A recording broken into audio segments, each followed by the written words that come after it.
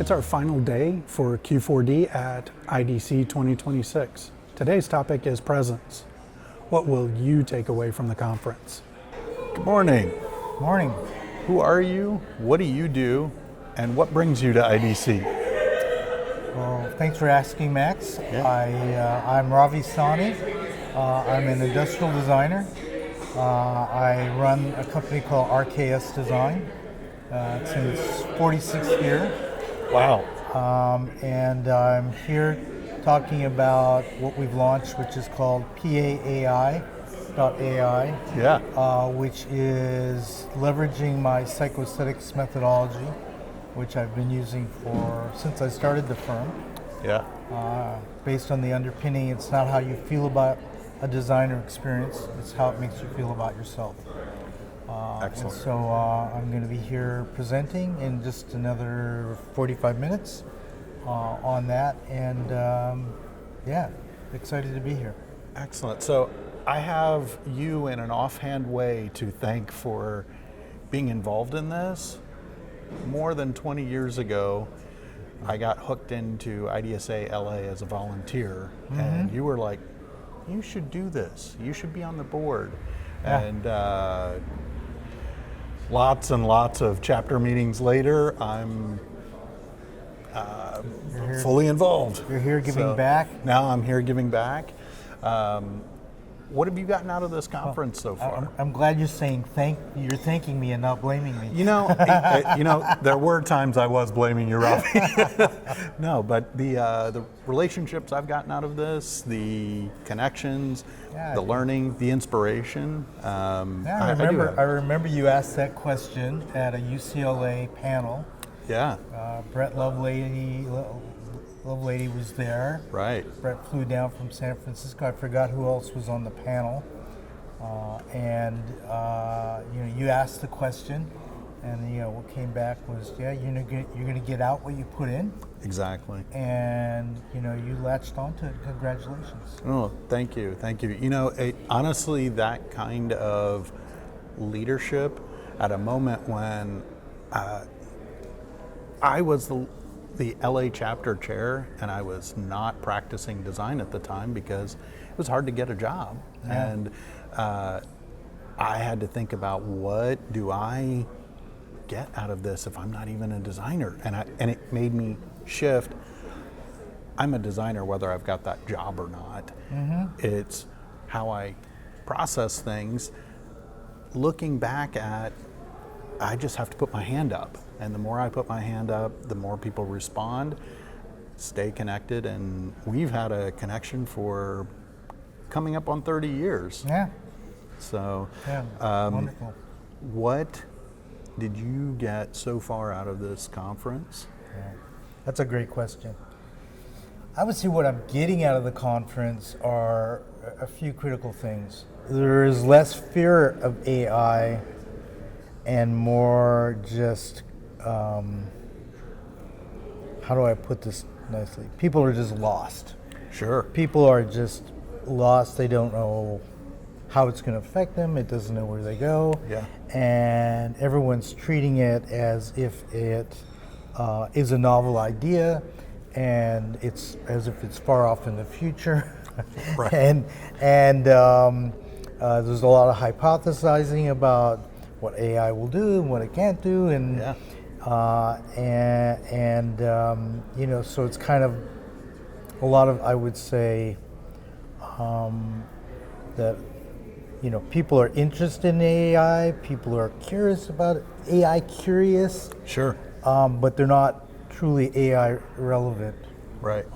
That's probably the primary thing, and the other thing that I'm getting, consistently, which has been my underpinning, is about what does it mean to be human-centered. And I see people biting around the corners of it, and I'm basically saying, hey, I've laid it out for you. I've been doing this human-centered stuff for over 45 years because I was indoctrinated in it, at Xerox and Xerox PARC in the 70s, being thrown into a think tank with 50 PhD human factors specialists. So it's not a new concept, but of being human-centered.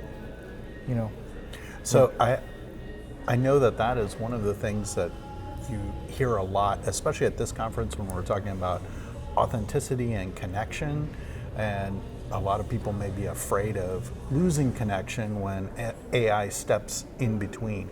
How is what you're doing breaking down that barrier so AI is part of the tool but not replacing or removing that connection? Yeah, well, PAAI is basically a force amplifier and an accelerator. Okay.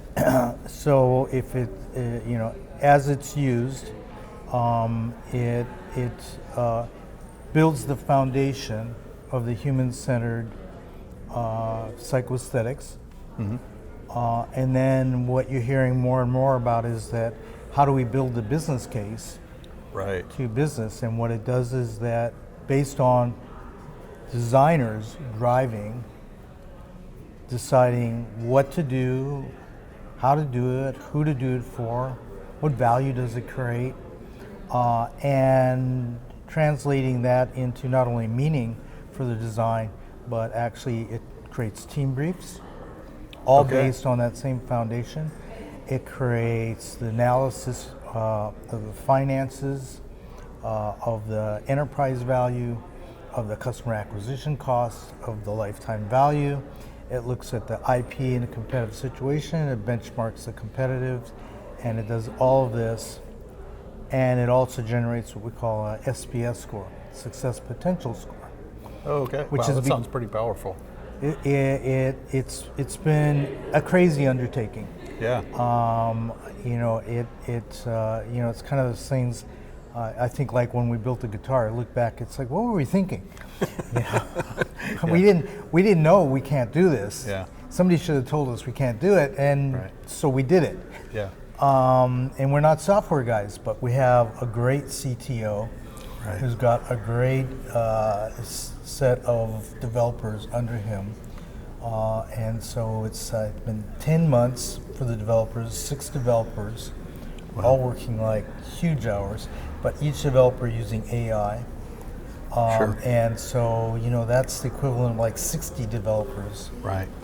Plus us using AI. But the most interesting thing that's happened, I gotta say, is that when we build everything out, because we do the research, we interview people, we build our personas, we build our everything out so well that when we actually develop concepts, and we just started testing this week, when we develop concepts to show the clients, we can actually do a success potential score analysis of the design concepts. Oh, wow. Okay. And so now, instead of it being even the designers saying we recommend this or that, it really becomes, critically objective on persona resonance and the factors of persona resonance. So do you see that helps designers be able to give confidence to their clients, or in-house that helps decision makers? It does both. Okay.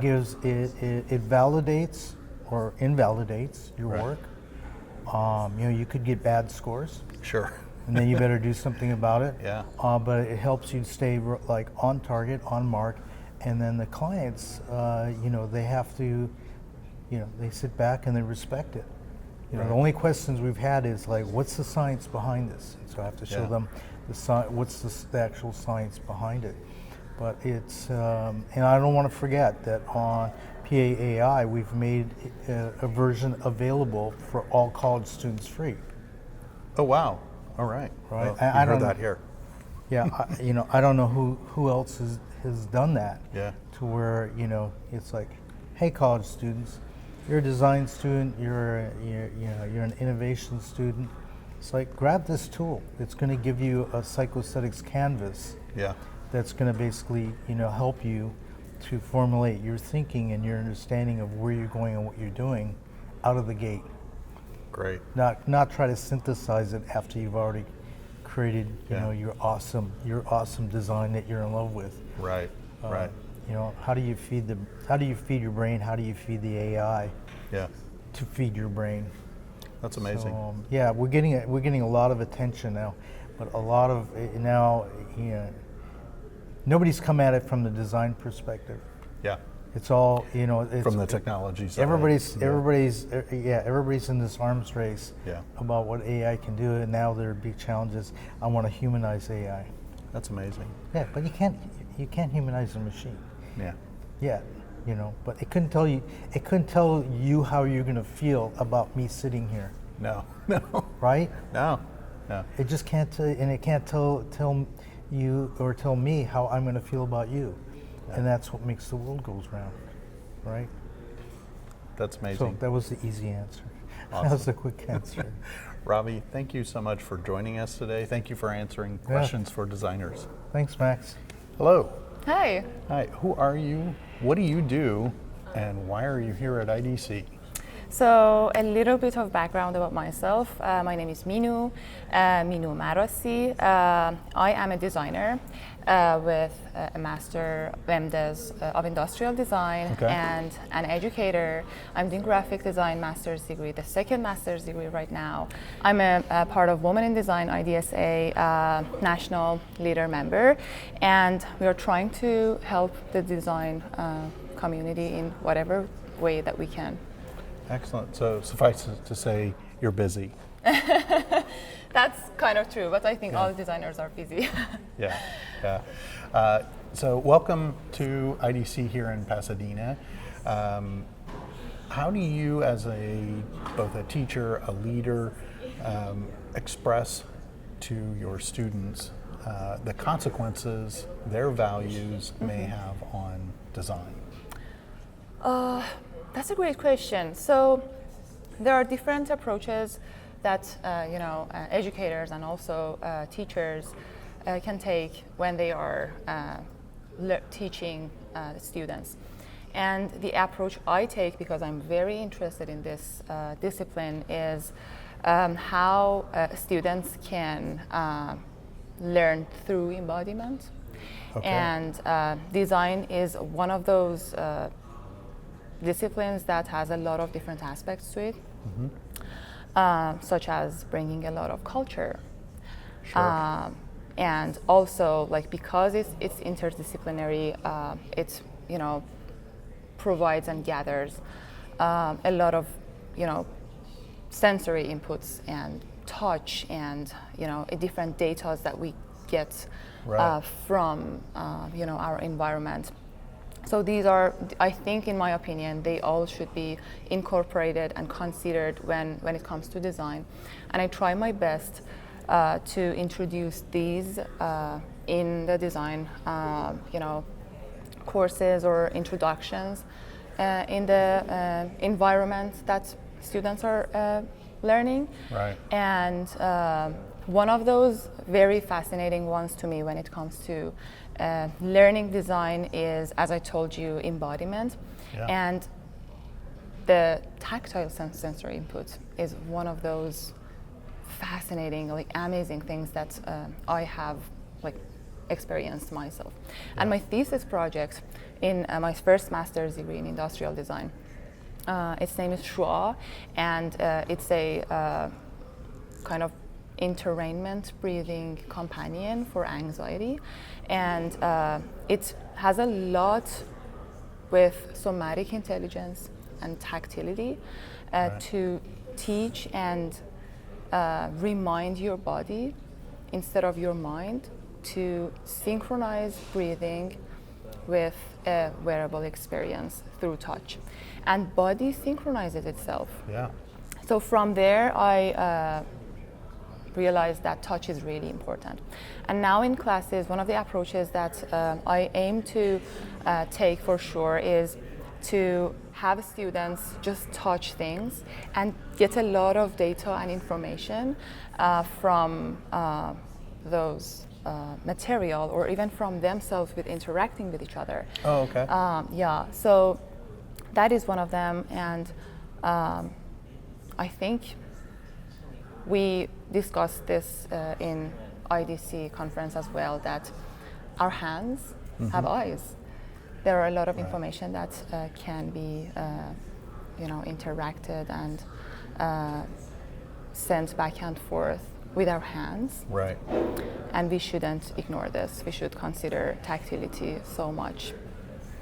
I think it's also amazing how your thesis dovetails into pretty much all of the conference themes, including today's theme of presence. That's true. And I find when you're able to thread all of those topics together, you start really having strong solutions. So that's amazing. When we're talking about being present and the breathing aspect, how do you pull both cultural learnings, what personal, like interpersonal differences? How do you weave that as a designer? That's a great question. So I'm originally from Iran, and the culture there, to talk about culture, is based on touch a lot. So when people try to, talk to each other and have conversations, regardless, they have a lot of touch, hugging, even kissing on the cheeks, 3 times or 2 times based on different parts of the country and different things. And here in the US, touch is a little bit of, like you should be conservative about touching people. And when I learned this, when I came here to the US, I just taught myself to be conservative about touching people. And after a long while, which was a very contradictory culture shock for me, because shock is always like at the moment. Yeah. But it happened to me very gradually that I realized that I have touch deprivation. Like as an Iranian person who, like as a Persian girl who has always touch, hug, I have not had that kind of experience of presence through tactility with people. And at that moment, I just told myself, Minu, you should do something with this. And I had some friends coming freshly from Iran, and I told them, just keep it, just don't try to assimilate. Exactly, and kind of adopt what has been kind of a present acceptance here. And I talked about that to them, and that was I think very not very coincidental that I worked on this vest, because it was inspired by a type of hug which is named therapeutic hug, and I should give the credit to Hillary Jacobs-Handel, a New York-based psychologist, fascinating person. I learned about this type of hug from her. And so I told people, just hug each other, touch each other. It's a very great way to communicate, and it's not just about the hug itself. It's about the presence too, that you show a person not just vocally that you are here, you're with them, and you're hearing to them or you're listening to them. That is, I think, a profound concept to pass along. True. So you said you're part of the Women in Design section for IDSA. What does it mean to you to not only both empower women, but also expand their opportunities and give them voice with IDSA?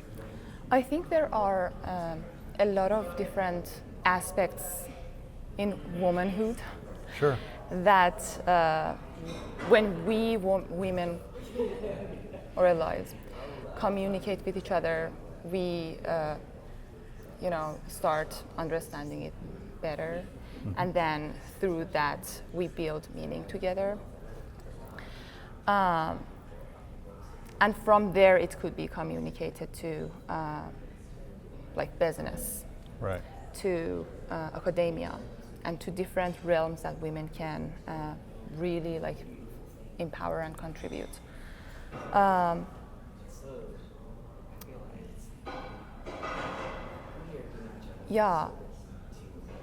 And through this almost 1 year working with this fabulous community at IDSA, Women in Design. Not only we learned a lot from each other, but also we found some points that, we should, for example, take this woman in other realm community and bring them to us. Yeah. To just make like a more powerful, Expanding that community. yes, result. That's true.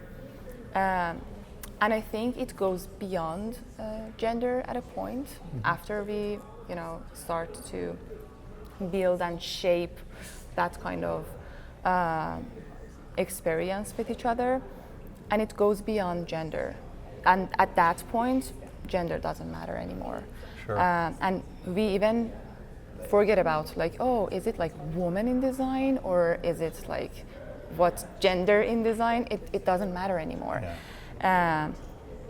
And I think this is the shining star of what I at least really think about sometimes, and I say, yes, this is what we want. This is the ultimate outcome that we want, not talking about gender. Yeah. Like why Sure. and yeah, this kind of getting together and contributing each other, and then going beyond the community to different disciplines, to Correct. different, no matter like binary or non-binary, creative people, Yeah. to just make design happen is another level of, intelligence and genuineness, And I think it matters a lot in design, because design is the mother of behavioral change, in my thoughts. And then when we, as designers, when we have such mindset, then it starts to become expanding through products, through Right. things that we design, and then we offer to people to behave accordingly, to interact accordingly. Right. So yeah, I hope that I could contribute and help as much as I can, and I'm so happy to be a part of this. That's amazing. That's amazing. Are there any poignant moments throughout this conference that you'd like to share that you felt like this was a good reason why I came? Oh, the first and foremost reason was that I spoke and I was invited to speak Yeah. about my work, and I really appreciate IDSA, IDC team for Sure. this opportunity for sure. I talked about neuroaesthetics, Yeah. which is neuroscientific study of aesthetic and aesthetic experience through design. We touched on how brain works, how brain perceives, and a little bit of wiring of the brain when someone confronts a designed object or Yeah. an environment. And also we covered cultural influences, Sure. and what is aesthetic experience, emotion, what is emotion, how that happens in terms of biologically speaking, and also the emotion itself, with goals and expectations and what really happens. And it was a great opportunity for me and for the intelligent audience that talk together. And instead of just me talking, it was a conversational session for all of us Oh, that's great. to to just add up on what we already have Yeah. and share the knowledge, because I think knowledge is not like money, and the conference is exactly the premise of this. Money is like, if I give you some money, I don't have the money anymore. Right. But if I give you the knowledge, then I have the knowledge and you have the knowledge too, right? So it's shared, and Yeah. now we can just Do make more it together. powerful. Yeah. Exactly. And there has been a lot of great moments in the conference with connecting with people, with different perspectives, different professions that as a designer, we don't even know that they exist. Exactly. And now we get to know each other, and maybe we can collaborate with each other, as well as a lot of great talks and presentations Yeah. that I really appreciate, for sure. Wonderful. Well, Manu, thank you so much for spending time with us here at the conference and answering questions for designers. Thank you for inviting me. It was such a pleasure. Wonderful. Hi, who are you? What do you do? And what brings you to IDC? So my name is George Chow. I work at the University of Houston as an associate professor in industrial design. Awesome. And I came to IDC to present my paper, which was called Nature as Mentor. And it was on sustainability and how we should be learning from the greatest designer of all. Awesome, awesome. Can you dive in a little bit more and tell us how presence and being mindful of our surroundings makes you a better designer? Yeah, I believe that along with the theme of IDC being authenticity, is that we always need to be representing our authentic selves. We should be true to ourselves, and being present at all times is, avoiding when we're talking with people to not be on our phone or to not be distracted. So I think it's extremely important to be present, especially when you're with people together and having Absolutely. So can you dive in a little bit more and give us a snippet of what was that presentation about for those that weren't able to attend? Yeah, sure. So the topic of sustainability, a lot of people ask me, because I teach industrial design and I teach a sustainability class, they ask me, what is the most important thing that they should know about sustainability? Yeah. And I say, well, if you want to learn great design and how to do great sustainable design, you need to learn from the greatest designer of all time. And they say, well, who is the greatest designer? And I always tell them that, then they might say, well, how about nature? And I say, well, nature is actually not the designer, it is the work of a great designer. Sure. And if we notice, if you observe in nature, all the things in nature, the details of a tree or a human or an animal, that all of those details are ordered, Okay. right? If we look at DNA, it's a sequence, it's a code. Someone has written that code. It's not by chance. It's not chaotic. It's intentionally and ordered. That is evidence for a designer, not a random act, right? Okay. So when people ask me, well, who's the greatest designer? I tell them, God, and I tell them that nature is God's design portfolio, right? So if you want to learn about design, we must observe everything in nature, which is made by God, right? So we look at all of the details of the things that are made, and then we can learn so much about, for example, like let's take a tree, right? We can see from a tree that when the leaves fall, then those leaves biodegrade and become food again for the tree or other plants. And it makes oxygen and pulls carbon dioxide.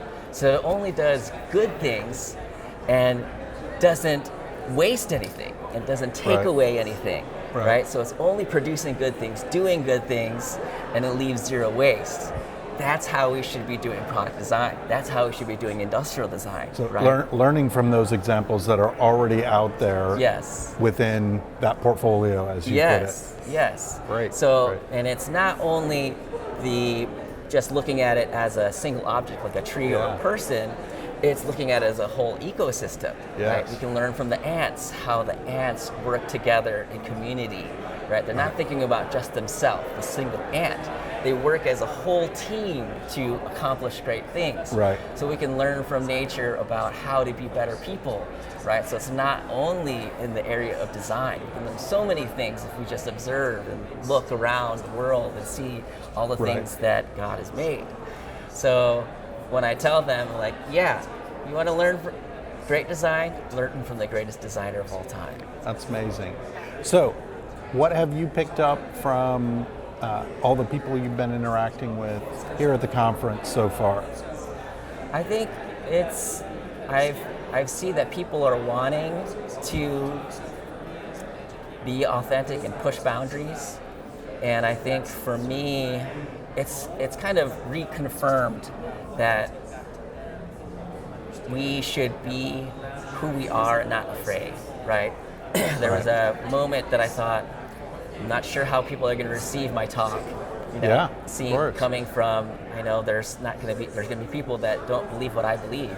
Right. But in the theme of authenticity, I felt I need to be authentic, especially in this moment. Absolutely. Share what you believe. Exactly. Yeah. Like, I would be inauther if I didn't share the thing that is most important to my life, which is my belief in God, right? And how it relates to him making me a designer, right? And how I educate and help other people understand and how they can make a difference in this world, but in a way that doesn't damage our environment, right? It doesn't damage the world that we live in.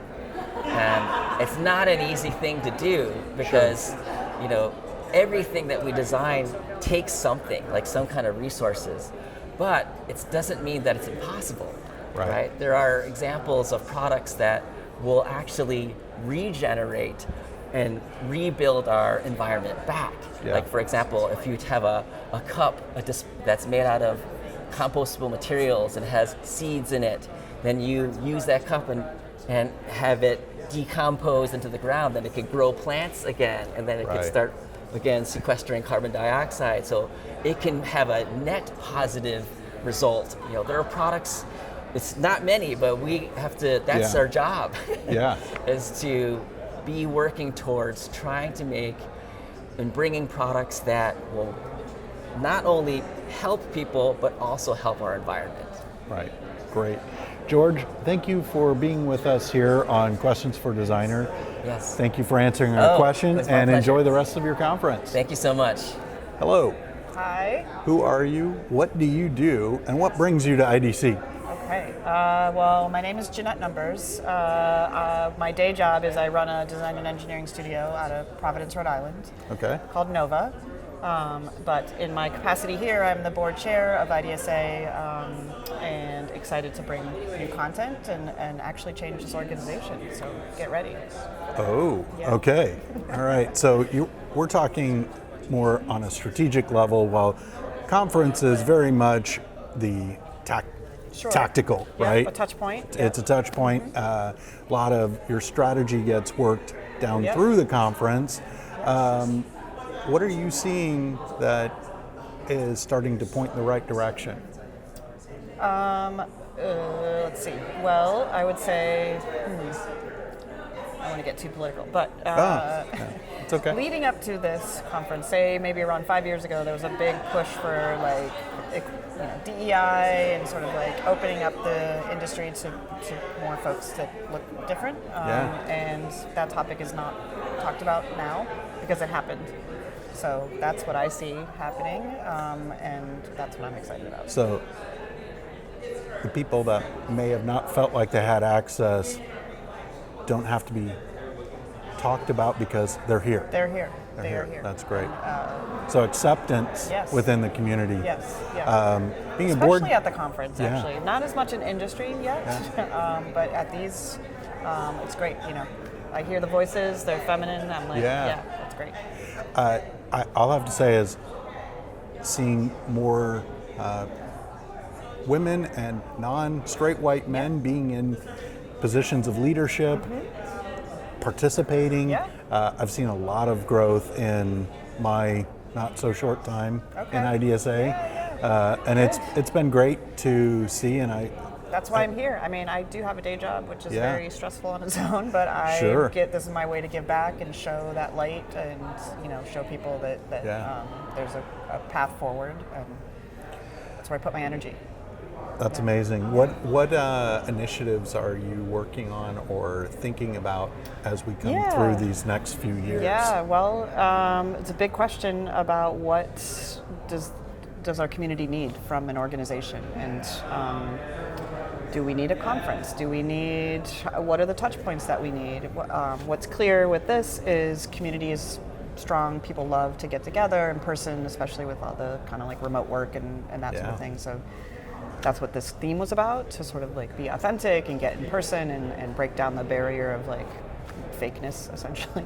Yeah. So what's next for the organization is it's going to take a big change. There's it's not spelled out yet, but this is an old kind of way of organizing content and people, and that needs to change. We're going to shake it up. Big things to come. For sure, yes. Yeah. That's amazing. Otherwise, it's going to die. It's like a lot of other organizations have gone by the wayside, so we are benchmarking other people and what's working in other communities, and like anything, innovation is going to rise, and folks who are kind of just breaking rules and making it up as they go, that's what's popular. Using the design process on ourselves. That's right. That's exactly right. Well said. That's amazing. Yeah. I am so happy that you got to spend a few minutes here with us. Thanks for having me. And thanks for answering questions for designers. Of course, yeah. Who are you? What do you do? And what brings you to IDC? Yeah, so my name is Amber Case. I'm the founder of the Calm Tech Institute, and we're the very first certification body that looks at how much attention it takes to use technology. And we're really interested in how we experience technology, because I think the original promise of tech was to give us back our time, and instead it's kind of like feeling every space, and it's giving us low quality time, what the Greeks would call like chronos time versus kairos time, like looking at a sunset, watching a kid's first steps, that sort of thing. And so the difference between like how we use tech is either we can do it proprioceptively, like we can remember there's a foot pedal in a car, and we can use the foot pedal without looking. Or we can use a touch screen in the car and take our eyes off the road and get into an accident or get mad. And it's like these little tiny things where like the software changes where the buttons are, they aren't physical, we have to look, and when we look, it takes away our attention. All of this stuff is invisible and it's building up and it's really annoying. So what we've done is made an assessment to see whether something is annoying to use or not, basically. Wow, okay. Try to put it into words, and then train the next generation of industrial designers to make really good stuff that fulfills more of the promise of technology. No bright blue lights on electronics when you're trying to sleep at night. Basic stuff like a physical button when you need to turn off the TV in a hotel room instead of a flat thing. It's all these little tiny things, and they can all be grouped together into a little framework. So at this conference, I got a lot out of finally being able to articulate this a little bit better. Oh, okay. So it was amazing to be able to be around all these industrial design students and people who really care. And I think the best thing that I got out of this conference was probably that people said, like, I started to put into words what people really felt that they were experiencing, and that, you know, with a shared kind of assessment, you know, we can then start to change how companies approach tech for the first time. Because right now it's just let's just put tech into everything, and there's no one saying actually this isn't fun to use, we don't like it. But if you put a little certification mark on the product, suddenly the marketing department, you know, the engineers, there's a reason why we might change something. That's amazing. That's amazing. What got you into this? I was really annoyed with bright lights on products. Like I just care. So this comes from direct experience. My dad was an audio engineer and like a broadcast engineer. Both my parents were broadcast engineers, so they put TV on the air. It was all very analog, and I grew up with like my grandpa's a mathematician, so everything was about like tech and analog. And then my dad was kind of a weird inventor, so he had me like in his lab like soldering stuff the minute I had hand-eye coordination. And I would get all of his cast off tech. So I had voice activated lights in my room when I was 8, you know, all sorts of like weird stuff. And then I would see where it failed. And very early on I was like, actually voice activated lights, you have to remember what the commands are. And you don't want to be remembering that when you're like groggy eyed in the morning or you're, you know, stumbling home at night. Like you want to be able to like tap the wall, get the light switch, and turn the lights on. And so a lot of this new tech is about when you're doing something, when you're using it, and all the conditions are great, it works perfectly. But when there's any deleterious condition or any human condition, it sucks. And it's kind of a mild dystopia. So for me, it was a lot of growing up alongside technology. My allowance would come from like predicting the price of RAM the next month or something like that. He did, you know, there's always these like weird challenges. We would talk about AI on like Sunday morning until we had exhausted a particular subject, you know, and we would not leave the table until we had exhausted that subject. So a lot of it was just really seeing like and experiencing the future before it happened, like 10 or 20 years before. My dad had friends in like the Japanese broadcast industry business, so we had a lot of tech that you wouldn't really have as like an American household, and a lot of media too, and you could kind of see like the time differential between all these things and when they came out. Oh, that's fantastic. And then you could see the big narratives between what Popular Science magazine told us what the future would be. It was like flying cars and everything talks, and what was actually a really good roommate.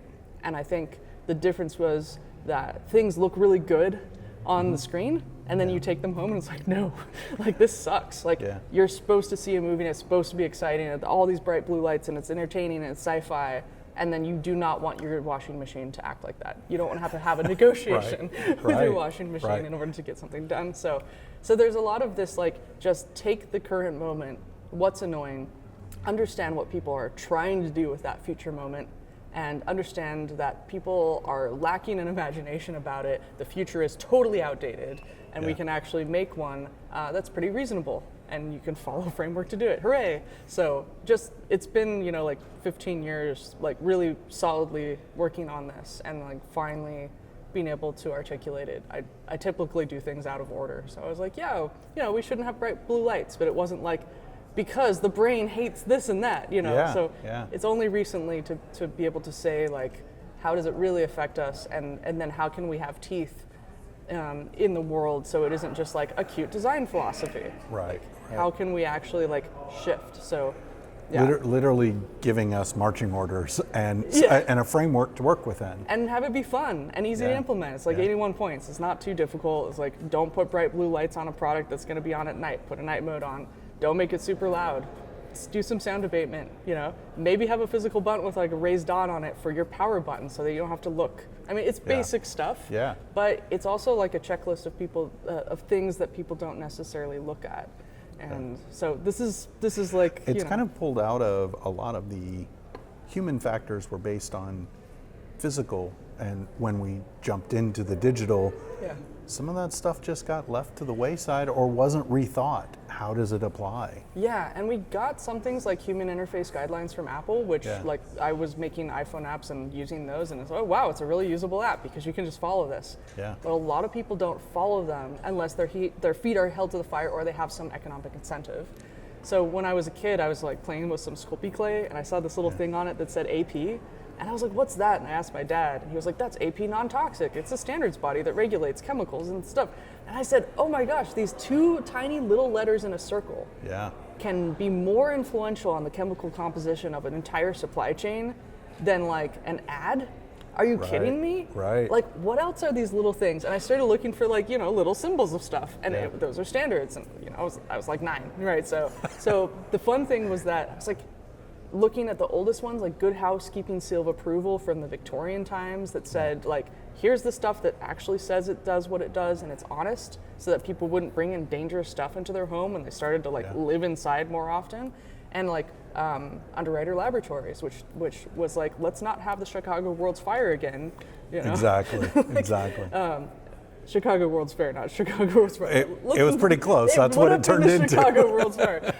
So they made like electrical standards, and now we every single product that gets plugged in the wall is UL certified. So it's these little tiny things that take a long time to lift off that can make massive change in the industry. And I was like, great, what's the most boring thing you can do to make the biggest amount of change with the smallest amount of symbol?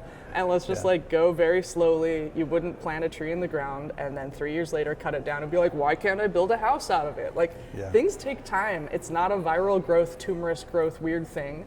It's just this like slow and steady, hopefully glacially change the shape of a valley versus a tiny river that dries up and everyone's like, oh, cool. Like, so hoping it also has the opportunity to grow with the speed of how quickly technology is growing too, to kind of absorb some of these new things that maybe if you locked in stone right now, it would not apply to. Yeah, I think maybe we think that technology changes really quickly, but it's all pretty much the same thing. It's just kind of skinned differently. So I was just like, it's not very inventive. It's very stuck in the 50s, a lot of it. And it's not very impressive most of the time to me because I grew up with so much of it. Sure. But I think that like human brains, they also don't change. Like our frontal cortex is like, it's shrinking over time because it's getting more efficient. Okay. But it's so fatiguing to use stuff here when we should be using stuff more in the back brain where it's like a car. It Back takes a to long the gas time to drive. pedal. Yeah, it takes a long time to drive. Once you learn how to drive, you don't have to learn again. Same with riding a bike. Right. But what software have you been able to use that without a software update, you're just like, I know where those buttons are. You can't. Your fingertips can't tell you. And we're just doing our brains a disservice to not work with like all the sensory perception that we have in our bodies and be like, it's just only through the eyes. And all the advertisements are only through our eyes too. It's really boring. So. Amber, what are you looking forward to today here? I know we've got somebody coming up that you mentioned you're very interested in seeing. Yeah. And what do you think you'll take with you when you leave the conference? What I'll take with me when I leave the conference is just make sure this keeps going and just remember that even though it feels like we're swimming against a grain of, AI or whatever cool, exciting, like marketed thing is going on, that fundamentally humans and human hands do not change, and we still need to make stuff that works with our experience. Otherwise, it's just going to feel like doing our taxes in the future as we prompt everything. We don't know why it doesn't work when we could have just put it in clay and understood it immediately. And then I really like Don Norman. I mean, I've followed him for a long time, and I'm looking forward to his discussion on the whole conference. So awesome. Yeah. Amber, thank you for spending a few minutes with us and answering questions for designers, and enjoy the rest of the conference. Yeah, thank you so much. And that's a wrap from IDC 2026. Thank you to everyone that helped make this possible. This has been a great adventure, and looking forward to next year at IDC. I'm Max Beach, and these are Questions for Designers.